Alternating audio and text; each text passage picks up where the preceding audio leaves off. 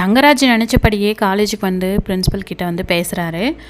எப்படியாவது வந்து மதியோட பர்மனெண்ட்டை வந்து நீங்கள் பண்ணக்கூடாது, அதை நீங்கள் நிறுத்தணும் அப்படின்னு சொல்கிறாரு. அதுக்கு பிரின்ஸிபல் சொல்கிறாரு, நீங்களே வந்து அதை மதிக்கிட்ட சொல்லியிருக்கலாம்ல, அதை விட்டுட்டு ஏன் இங்கே வந்து பேசுகிறீங்க அப்படின்னு சொல்லிட்டு, அவங்க சொல்கிறது சரியாக வராது அப்படின்னு சொல்லி தான் உங்ககிட்ட பேசுகிறேன்னு. இங்கே நான் அந்த முடிவை நானாக எடுக்க முடியாது, நான் என்னால் முடிஞ்சதை நான் செஞ்சுறேன் அப்படி சொல்கிறாங்க. சரி, உங்களால் முடிஞ்சதை செய்யுங்க அப்படின்னு சொல்லி தங்கராஜ் அங்கேருந்து பேசிட்டு போகிறாங்க.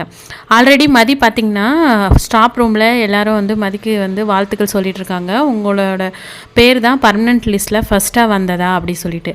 கொஞ்ச நேரத்துலேயே வந்து அவங்களோட பர்மனெண்ட் வந்து ஆகலை அப்படின்னு சொல்லி மதிக்கு தெரிய வருது. நம்ம இப்போ தானே பேசிக்கிட்டோம், அது எப்படி பர்மனெண்ட் ஆகாமல் போயிருக்கோம், நம்ம பேர் தானே ஃபஸ்ட்டில் வந்ததாக சொன்னாங்க, இதில் ஏதோ நடந்திருக்கு அப்படின்னு சொல்லி மதி யோசிச்சுட்டு இருக்கும்போது தான் அவங்களோட கோர் ஸ்டாப் மூலமாக வந்து மதிக்கு இந்த விஷயம் தெரிய வருது. தங்கராஜ் தான் வந்து பர்மனெண்ட் பண்ணக்கூடாதுன்னு தங்கராஜ் காலேஜுக்கு வந்து போன விஷயம் வந்து மதிக்கு தெரிய வருது. ரொம்பவே ஷாக் ஆகுறாங்க. எல்லா பிளானும் பண்ணி இப்போ கடைசியில் நம்ம வேலைக்கு போகிறதுல வந்து இவங்க பிரச்சனை பண்ணணும்னு நினைக்கிறாங்க.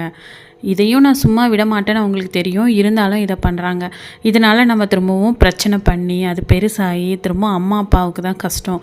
இதை எப்படியாவது நம்ம ஸ்மார்ட்டாக ஹேண்டில் பண்ணணும் அப்படின்னு சொல்லிட்டு மதி நினைக்கிறாங்க. அப்போ தான் மதிக்கு வந்து ஒரு யோசனை வருது. ஆல்ரெடி நமக்கு வந்து இன்ஸ்பெக்டர் சப்போர்ட் இருக்குது, வீட்டில் ஏதாவது பிரச்சனை அப்படின்னா அடுத்து என்கிட்ட நேராக வந்து சொல்லுமா, நான் பார்த்துக்கிறேன் அப்படின்னு சொல்லிட்டு இந்த விஷயத்த சுரேஷ்கிட்ட சொன்னால் அவர் எதுவுமே செய்ய போகிறதில்ல. அதனால் நம்ம இதை ரொம்ப நுணுக்கமாக இதை வந்து இன்ஸ்பெக்டர்கிட்ட சொல்லி தான் ஹேண்டில் பண்ணணும் அப்படின்னு சொல்லி யோசிக்கிறாரு.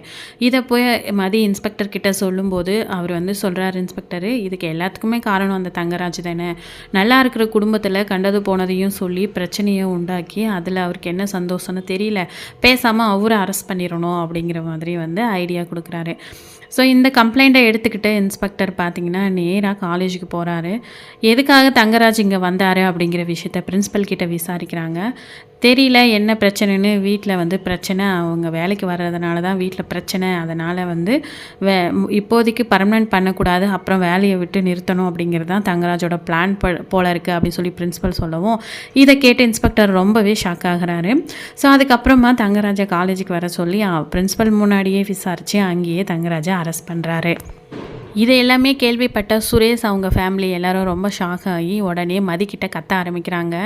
எதை பண்ணாலும் யோசிச்சியே பண்ண மாட்டியா, வீட்டு மாப்பிள்ளைன்னு தெரிஞ்சும் அவர் மேலேயே கம்ப்ளைண்ட் கொடுத்துருக்க, எங்களை போலீஸ் ஸ்டேஷன் வர வச்ச, உனக்கெல்லாம் வேறு வேலையே கிடையாதுன்னு நீங்கள் எதையுமே யோசித்து பண்ண மாட்டிங்களா, என்னோட வேலை விஷயத்தில் தலையிட நீங்கள் யார், நான் வேலைக்கு போகிறதுனால உங்களுக்கு என்ன பிரச்சனை, நான் வேலைக்கு போகிறத விட்டு நிற்கணும்னு நீங்கள் ஏன் நினைக்கிறீங்க அப்படின்னு சொல்லி மதி கேட்குறாங்க.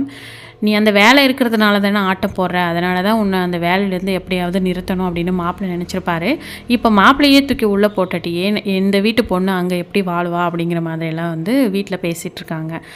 நான் வாழ்கிறது என்னோடய ப்ரைவசி பற்றி இந்த வீட்டில் இருக்கிறவங்களுக்கு கவலை இல்லாத போது நான் ஏன் அதை யோசிக்கணும் அப்படின்னு சொல்லி இதை பற்றி மதி ரொம்ப பயங்கரமாக வீட்டில் சண்டை போட்டுட்ருக்காங்க. வீட்டில் இருக்கிறவங்க எல்லோரும் சேர்ந்து மதியை ஒரு பக்கம் டார்ச்சர் பண்ணாலும் அதை விட 10 மடங்காக வந்து பார்த்திங்கன்னா இப்போ மலரையும் டார்ச்சர் பண்ணிகிட்ருக்காங்க. ஸோ அவங்க வீட்டில் இருக்கிறவங்க கிட்ட ஃபோன் பேசக்கூட அவங்களுக்கு வந்து ஒரு ப்ரைவசி இல்லாத மாதிரி, வீட்டில் இருக்கிற வேலையெல்லாம் விட்டுட்டு சிரித்து ஃபோன் பேசிகிட்ருக்கா அப்படிங்கிற மாதிரியும், ஃபோன் பேசிகிட்ருக்கான்னு தெரிஞ்சோம் வாலண்டரியாக கூப்பிட்டு அவளுக்கு வேலை வைக்கிறது, அது மட்டும் இல்லாமல் என்ன நீ சிரித்து பேசிகிட்டு இருந்த அப்படின்னு சொல்லி மலர்கிட்ட கேட்கவும், என்னோடய தம்பிக்கு கல்யாண விஷயமாக வீட்டில் பேசிகிட்டு இருக்காங்கன்னு சொல்லவும், இங்கே எங்கே பொண்ணு கேட்டு வந்துடுவாங்களோ அப்படின்னு சொல்லி நாங்கள் ஷாக்கிங்காக இருந்தோம், இங்கே எப்படி பொண்ணு கேட்டு வந்தால் நாங்கள் அசிங்கப்படுத்தி அனுப்புவோம், அதனால தான் இங்கே பொண்ணு கேட்டு வரல போல இருக்குது, உங்கள் தகுதிக்கு தகுந்த மாதிரி நீங்கள் ஏதோ ஒரு இடத்துல பார்த்து கல்யாணம் பண்ண வேண்டியதான், என்ன தான் உன் தம்பி வேலைக்கு போனாலும் அவன் பர்மனெண்ட்டாக கவர்மெண்ட் வேலையிலலாம் ஒன்றும் இல்லையே அப்படிங்கிற மாதிரியெல்லாம் வந்து மலரை வந்து கூப்பிட்டு வச்சு வாலண்டரியாக வந்து அசிங்கப்படுத்திட்டு இருக்காங்க. ஸோ மலர் வந்து அப்படியெல்லாம் ஒன்றும் இல்லை, நாங்கள் என்றைக்குமே இந்த வீட்டு பொண்ணு எடுக்கணும்னு நினச்சதே இல்லை அப்படிங்கிற மாதிரி எதிர்த்து பேசுகிறாங்க. மலர் போன உடனேயே இப்போ பார்த்திங்கன்னா சுரேஷோட அம்மாவும் அப்பாவும் பேசிகிட்டு இருக்காங்க. இவ அந்த மதியை பார்த்து இவளுக்கும் திமிர் விட்டுருச்சு போல இருக்குது, எதிர்த்து பேசுகிறா அப்படின்னு சொல்லி அதை ஒரு பிரச்சனையாக க்ரியேட் பண்ணிகிட்ருக்காங்க. மதியோட அம்மா பார்த்திங்கன்னா மதியை பார்க்குறதுக்காக காலேஜுக்கே வந்துடுறாங்க. ஏம்மா இங்கே வந்த அப்படின்னு சொல்லி கேட்கும்போது, நீ போய் உன்னோட நாத்தனார் வீட்டில் உட்காந்துருக்க, நான் எப்படி அங்கே வர முடியும்? உன்னோட வாழ்க்கையை நினச்சாலே எனக்கு ரொம்ப வருத்தமாக இருக்குது மதி. அதனால தான் உன்னை பார்த்து பேசிட்டு போகலான்னு வந்தேன். நீ வந்து வீட்டில் ஒரு 4 நாள் அப்படின்னு சொல்லி மதி கிட்ட கேட்குறாங்க. ஆனால் அதுக்கு மதி சொல்கிறாங்க, எனக்கு இந்த வாழ்க்கை பழகிருச்சு. 4 நாள் கழித்து நான் திரும்ப இங்கே தானே வந்தாகணும். உன்னோட பொண்ணு மெச்சூரிட்டியாக இருக்கேன். அதனால் நீங்கள் என்னை பற்றி கவலைப்பட தேவையில்லை. என்னோடய வாழ்க்கையை எப்படி நான் மூவ் பண்ணிக்கணும்னு எனக்கு தெரியுமா அப்படி சொல்லி ரொம்ப சேடாக பேசிகிட்ருக்காங்க. சுரேஷை வந்து வீட்டுக்கு கூப்பிட்றதுக்காக பார்த்திங்கன்னா பாக்கியராஜும் மலரும் வீட்டுக்கு வராங்க, ரேவதியோட வீட்டுக்கு. உங்களை வந்து மாமா வீட்டுக்கு வர சொன்னார் அப்படின்னு சொல்லி மலர் சொல்லும்போது, அவள் எதுக்கு வரணும், நான் மட்டும் வரேன், அவள் அம்மா வீட்டுக்கு போட்டோம், இங்கேயே ஏன் இருக்கான்னு தெரியாமல் இருக்கேன் அப்படின்னு எதுக்குமே சம்மந்தம் இல்லாத மாதிரி சுரேஷ் பேசிகிட்ருக்காரு. இதை கேட்கும்போது ரேவதி திட்டுறாங்க, என்னடா எதுவுமே சம்மந்தம் இல்லாமல் இப்போ தான் ஒரு பிரச்சனை ஓஞ்சிச்சு, அது சரியாகணுன்னு தான் உங்களை இங்கே கூட்டிகிட்டு வந்து திரும்ப வீட்டுக்கு அனுப்ப பார்க்குறோம், நீ திரும்பவும் முதல்ல வந்து நின்றா எப்படி தாண்டா இந்த பிரச்சனை சரியாகும் அப்படிங்கிற மாதிரி கேட்டுட்ருக்காங்க. அதுக்கு சுரேஷ் சொல்கிறாரு, மாமா மேலே இருக்கிற மரியாதைனால தான் அவளவே நான் இங்கே கூட்டிகிட்டு வந்தேன், இல்லைனா அவளை இங்கே கூட்டிகிட்டு வரதுக்கு நான் அலோவ் பண்ணியிருக்க மாட்டேன். வீட்டுக்கு கூட்டிகிட்டு போனால் வேறு என்ன பண்ண போகிறா, திரும்ப பிரச்சனை தானே பண்ணிகிட்ருக்க போகிறா, அதனால் அதெல்லாம் ஒன்றும் தேவையில்லை. அவள் எப்படியாவது போட்டோம், அவளோட யாரும் இருக்கவே முடியாது, வாழவும் முடியாது அப்படிங்கிற மாதிரி கோபமாக பேசிகிட்ருக்காரு. அப்போ ரேவதி சொல்கிறாங்க, இப்படியெல்லாம் பேசிகிட்டு இருந்தால் எப்படி தான் உன்னோட வாழ்க்கையை சரி செய்கிறது அப்படின்னு. மாமா பண்ண ஒரு எத்தனையோ நல்ல விஷயங்கள் எனக்கு பண்ணியிருக்காரு, அவர் பண்ண ஒரே கெட்ட விஷயம் இவ்வளோ பிடிச்சி எனக்கு கல்யாணம் பண்ணி வச்சது தான், இதை என்னால் நேருக்கு நேராக சொல்ல முடியல அப்படின்னு. நீ இந்த விஷயத்த சொன்னால் தானே உன் மாமா அதை பண்ணுறேன் இதை பண்ணுறேன்னு ஏதாவது பண்ணி வச்சு சொதப்பாமல் இருப்பார், அதை விட்டுட்டு நீங்கள் சேர்ந்து வாழணும்னு அவர் ஒரு ஐடியாவை கொடுத்து எதேதோ பண்ணிகிட்ருக்காரு. முதல்ல நீ எப்படி வாழணும் அப்படிங்கிறத நீ தான் டிசைட் பண்ணணும்.